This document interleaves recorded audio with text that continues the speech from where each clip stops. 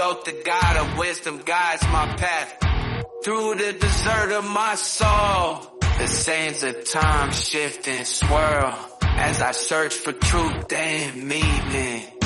Marked by the eye of Horus, I see the secrets of ancient Egypt. The pyramids hold the key to unlocking my inner power. I am a mystic, a shaman of the unknown. I dance between worlds, I am not alone. With every step I awaken my soul and embrace the power within me. I dive deep into the unknown and discover my true purpose. The spirits of my ancestors guide my way as I journey through the stars. I am connected to all that is, and my heart sings with all belong.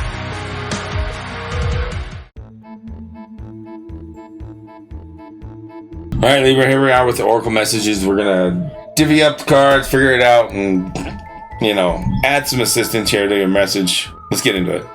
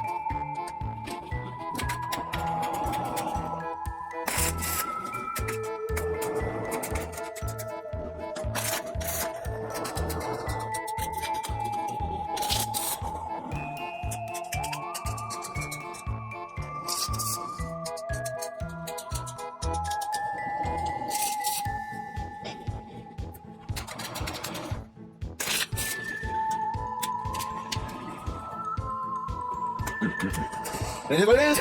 Woo.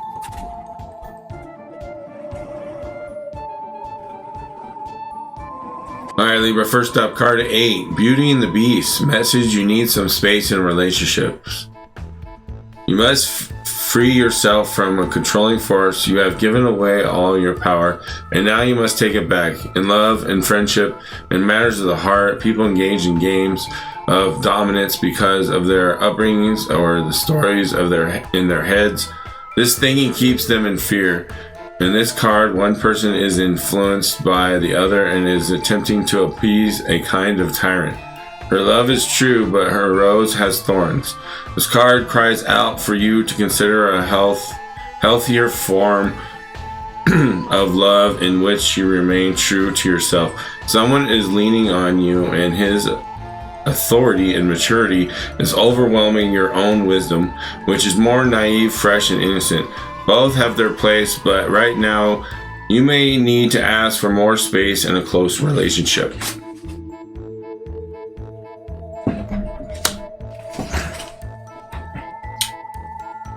I love you, therefore you must obey and always strive to please. You must appease me, sacrifice to me, worship me. You say you feel overshadowed, watched, judged, and unsafe, for my approval is everything to you. My love depends on you pleasing me. Depends on you pleasing me. This rose I give you will wither and die as you will wither and die if I take my love away, and I will take it away should you not love me well. This sounds like somebody's mother. Obey me, be true only to me, and ask nothing of me. And this is like the overbearing mother. And your only comfort will be this rose's beauty, and the thorns will remind you of the power I have to hurt you. And how is it then I am your friend and ally? Because sometimes the greatest ally you will ever have is the one who desires to share you with your harshest truth.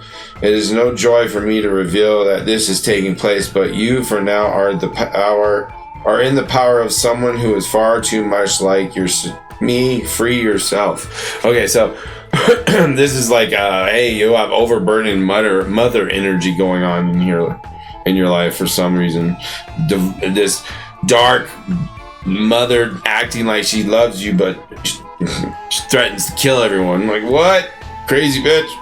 Symbols of attachment need to be released. There may be gifts or treasures that link you to others, chaining you to them. It may be best to return these mutual possessions, and gifts are energetically binding and can be forms of bribes or blackmail. Overcome over emotional tyranny by seeking your own connection to the divine and to love without the mediation of another person. Seek your own truth and your own power and rediscover your love for yourself. The appearance of this companion is a blessing in disguise. Yes, tyranny is too close. So this, liar, come on, liar. You must free yourself. It is better to escape from this love and to know universal love than this tyrannical dictator bitch acting like she ain't one, changing her accent every other week. You know what I'm talking about. It's better to escape from this love and to know universal love. That is to thirst and starve for something no other can truly give to you. Awaken and free yourself from the control of a connection standing directly between you and the divine. Awaiting you is a bliss that flows freely, lovingly, and without this price of tears and pain. So bye mama. You're on drugs, all drunk in love with the big pharma, acting like that tonic 100 years ago ain't hurting you. Oh, it is. It's hurting all of you. That tonic 100-year cycle we got going on again. That done gave you this medicine here. It ain't on me. It's on you. You took it. Same shit. Humanity, man. As much as things change, behavior stays the same. When will humanity stop acting like a fool, huh? I don't know. I'm gonna sit here and wait for y'all. I've done said enough, Libra. You know what I'm saying. Alright, next up, Libra, we got Gate 44. Coming to meet. The success of any interaction is based on the absence of any preconditions, instinctive memory, and alertness that can manage and mold the collective. So we have 6 lines here. These are inner reflections you can do for your personal work, inner work and development. We have line 1 to 6. Line 1 is like the low, and then line 6 is the high of these emotional roller coasters here with this gate 44. We have conditions. Line 1, line 2, management. Line 3, interference. Line 4, honesty. Line 5, manipulation. Line 6, aloofness. So where do you feel you are in this? And reflect with alertness, the personal manager, okay? Are you in aloofness possibly? Are you in manipulation possibly? Are you in honesty? That'd be good. Are you in interference? That's not good. Are you in management? That'd be okay. Are you in conditions? That's, circumstances, whatever. So that's how you're going to deal with the intellectual and spiritual aspect of this faulty potential decisions, karmic balance you're dealing with. The Beauty and the Beast helps with the emotional King of Coins, being a little greedy and like what to do about that. You need some space in a relationship, so you have to explain that, and so that way people aren't set up for a faulty circumstance to want to get revenge on you for setting them up and not giving them any kind of time or preparation or opportunity to do something about it. That is something Libra can do, because Libra is also the justice system that takes its sweet ass time to do anything, and that bites them in the ass in the end a lot of times, and then they have to overcompensate over and over again, and they get caught in these loops of having to overcompensate and fix their justice system and deal with circumstances over and over again in Supreme Court and whatnot, and then people getting taught a lesson in here and there, and people getting switched out and fired and voted out and voted in and whatnot. Those kinds of things are going to happen here with the Beauty and the Beast, and the emotions and the spiritual dilemma. I don't know, that's a yin yang thing going on there. Loving the Beauty and the Beast. This also reminds me of the Necronomicon tarot. There's a Beauty and Beast card in there where it's the Cthulhu and his human falling in love. But yeah. So there's something going on here. Something going on here. Alright, next up we got number 16, go inward. One powerful way to connect with your inner child can be through visualization. This is the practice of seeing with your mind's eye while your physical eyes are closed. This practice can be a bit tricky for someone in the beginning. So if you have never tried working with visualization, do not worry if it is a slow process. You will get there in the end. Alright, so we have, it's an awareness exercise. Focus on allowing your inner child to come through your mind's eye. Find a quiet place where you can sit or lie down comfortably with minimal distractions. Once you are ready and your eyes are closed, allow your focus to travel inward toward your center. As you allow your focus to drift inward, your inner child will slowly come to you. Once they do, let them be as they are, even if they are aspects of them you would like to change. Embrace them, listen to whatever they might have to say, and shower them with love and affection. If you're struggling to turn focus within yourself, the Becoming Aware body scan exercise on page blah blah blah. You can do a body scan, potential what feelings arise for you when you talk with a visualize your inner child, like when you were younger and looking in the mirror. Think about that. When do you feel love and joy, apprehension, or anxiety? You can literally imagine that what you look like when you were younger and looking at it again and seeing it, talking to yourself, right? Ask yourself why you might feel this way whenever you meet with your inner child. Alright, so if your inner child doesn't actually reflect the younger version of you, then you really got some issues and you need to get some psychological help. So I suggest you do that. This is the time when Big Pharma can be okay, but it's not the let's push it and keep making money off of it bullshit, okay? It's not a hustling, drug dealing game. It's a very serious circumstance the CIA is pushing to help get people to become the despicable human race that needs to be depopulated, okay? It's all an agenda. Think about it. Anyways, the point is, go inward, truly reflect, and see who you really are, and love thyself, then love others, and then do the discernment and figure out who's on the op of humanity, wanting to depopulate people, and who's not, which is Team Humanity, which is, the good guys, which is the Avengers. Okay, we're here, we're helping. Spider, community and web weavings. She spins her silk alone in the dark with hope of collection, sticky with dreams, weaving the world's a wide web of connection. Masses of sticky spider webs make any Halloween decoration complete. The idea of a haunted house covered in the artwork of a big, hairy spider is a classic horror. Even those of us who appreciate our eight-legged friends will still hurriedly brush off, throw stealthy webs if we run into them in the dark. Although most spiders are not venomous, humans have an innate fear of them. Perhaps it's the fangs of their poison. Perhaps it's all those legs and the way they move. Perhaps it's where they live, often in dark, hidden places, or the way our Western population culture has demonized them by making them giant, fierce, and man-eating. Some cultures, though, revere the spider in very positive ways. In many Native American traditions, for example, the spider is the creature that gives birth to all other animals and sustains the web of life. The goddess Spider Grandmother, also known as Spider Woman, is a key deity that brings wisdom, safety, and communication to all the tribes. She created and wove all the stars in the sky and moves soft webs for those that are troubled to rest upon and be supported by. Spiders' webs can be seen as a symbol of connection, not necessarily entrapment. Okay, like mushrooms are also have their own little web of entanglement where they communicate and connect. Is that bad? No. There is a fine line sometimes between a family or community supporting us and controlling us. This is the same thing as the mushroom connection or the trees and the roots connection.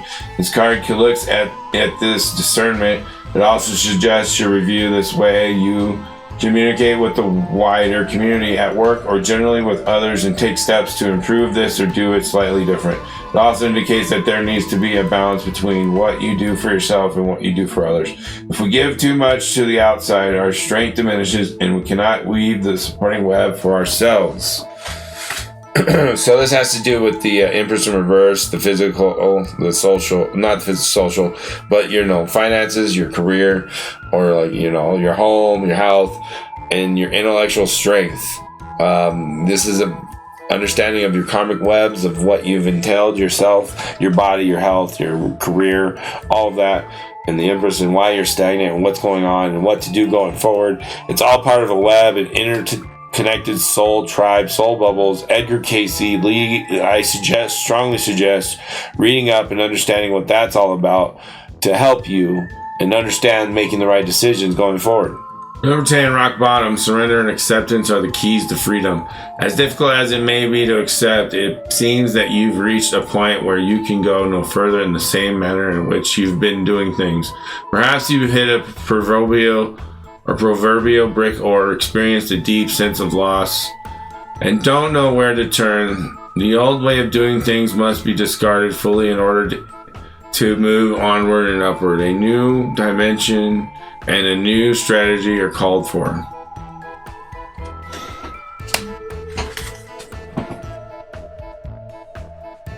The only way out through surrender, accept things as they are, and admit that you have no idea what to do next. If you wait in that heartfelt moment of release, then a stairway will appear like magic, and all manner of synchronicities will show you the way to higher ground. The rock bottom card is a sign that a miracle is about to occur, but only if you let go completely. Reverse, this card is the symbol for addiction in all forms, subtle or obvious. Doing the same thing over and over again and expecting different results will never provide you with what you desire. At this moment, there is nowhere else to go, and you're facing the end of the road. If you fear change, be willing to change. Surrender your wants to a higher power. Ask for truth and allow humility to be your guiding force from within. You will always get what you need. You are only a victim of your perceptions. Take heart because you can't sink any further. The only way to go from here is up, and wondrous things await you.